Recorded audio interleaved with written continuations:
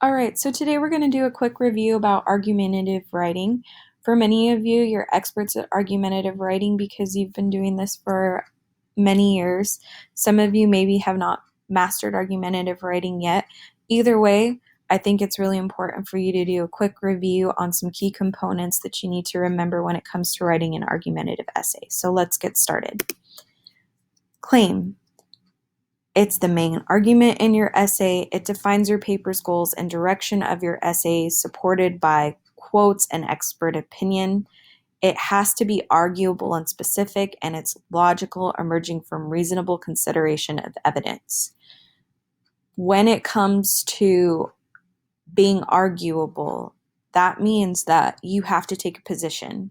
You can't have a subject like, is fear a harmful emotion? And your claim be, there are both sides to the argument that fear can be harmful, but it can also be beneficial. You have to take a side. You have to decide fear is harmful or fear is beneficial and go with it. You can't sit in the middle. You can't argue both sides. You have to choose a side. So I have a little exercise here for you. It says to choose the best claim from the options below. I'm going to ask you to pause the video at this point and think about A, B, C, and D. Now that you've had time to think about A, B, C, and D, which one is the best claim? If you answered C, you're correct. Hollywood movies are not just mere entertainment because they are actually responsible for reinforcing cultural stereotypes in America. C is correct over all the other ones because it doesn't just state the claim, it also provides a reasoning for why that person is choosing the argument. Evidence. A claim has no power without evidence to support your position. It should also be cited properly in your essay as well through your works cited page. We've done an essay already where we had to cite in-text evidence and do a works cited page. We are going to be tackling a different format for this style of writing, but we'll talk about that a little bit more later. So evidence can include facts or statistics or expert opinion. Evidence should not include personal bias. Personal bias, leaving it out anyway, is really, really important because when you go to college, your teachers don't want your anecdotes or your personal experiences where you tell them why this evidence relates or why this claim relates to you and how it goes along with your evidence.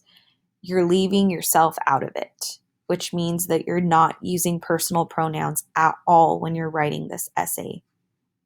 So no I, no me, no we, no you, our, us. There's no my opinion, I believe, you should think, we as a society need to do this, us as Americans. None of that. None of that should exist in this essay.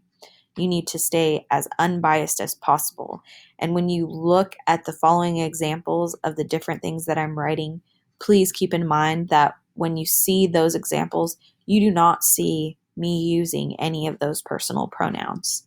So if you take anything away from this tips video, make sure objectivity is a huge part of building a strong argument, and you're staying as objective as possible without using personal pronouns or personal opinions to drive your argument. So your concession counterclaim. Concession and counterclaim are the exact same thing. Some teachers use concession, some teachers use counterclaim. The important thing to remember is that the whole point of this is it comes after your body paragraphs that give evidence that support your claim. And its purpose is to acknowledge a point that is made by the opposition and evidence that the opposition uses against your argument. You're doing this to show empathy to people who could be hostile or resistant to your claim. You're doing this to gain more acceptance and strengthen your claim. because you're showing, I know that there's another side to my argument, and I'm acknowledging that.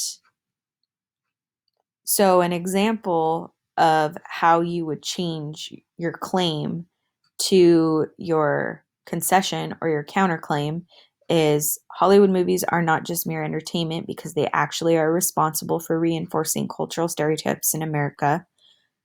Movies are purely a form of entertainment for audiences to enjoy. Thing to note when you're writing your concession counterclaim is simply acknowledging that there is another side. Movies are purely a form of entertainment for audiences to enjoy is not enough. You also have to find evidence that supports that counter argument and explain how that evidence supports the counter argument, just like you would do in a body paragraph, but you're doing it for the opposite side of the argument. Once you've done that, in the exact same paragraph, you're going to rebuttal. In argumentation, rebuttal refers to a strategy used to refute the opposing viewpoint after it has been stated. So that means that you've already said, here's the opposition, here's evidence from the opposition, and here's why the opposition believes in their argument. Then you're going back and saying, while that is very important, here is why my argument is stronger. And you're doing that in an objective way, which makes it very, very hard.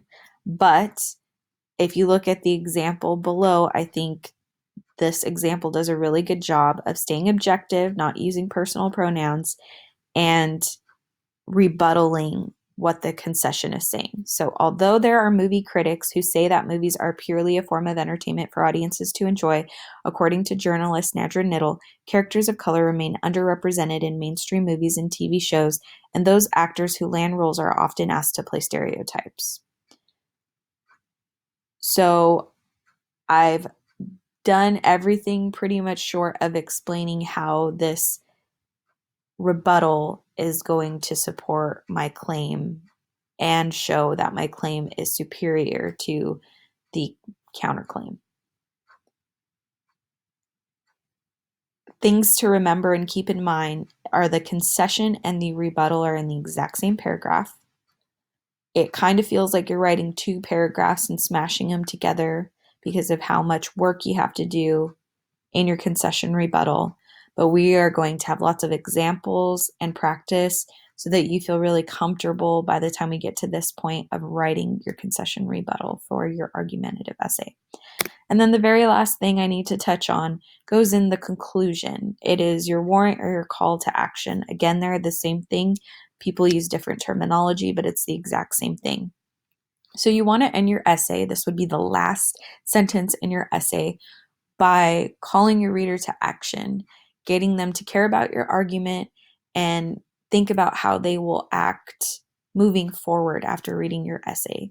So in order to make it very clear and very distinct that that is your call to action, you're going to use a qualifier, given that generally, usually, typically, most of the time.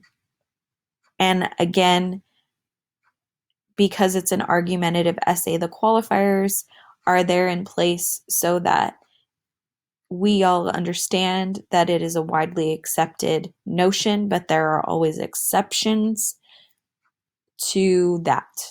So an example of using a qualifier objectively is shown here. There's actually two examples. One's a statement that ends with a period, and the other one is a question. Either one is acceptable for this style of essay. Given that movies perpetuate racial stereotypes, the United States cannot be considered a country where all people are equal because these stereotypes endorse racial prejudice. Ultimately, racial stereotypes have always negatively impacted our culture, so why are the movies glorifying them? I only need one of these, a question or a statement, but I wanted you to see an example of both. All right, so that's it. That's your quick review of argumentative writing. Please make sure you continue reviewing these elements of argumentative writing by doing the assignments for our argumentative writing unit. Thank you.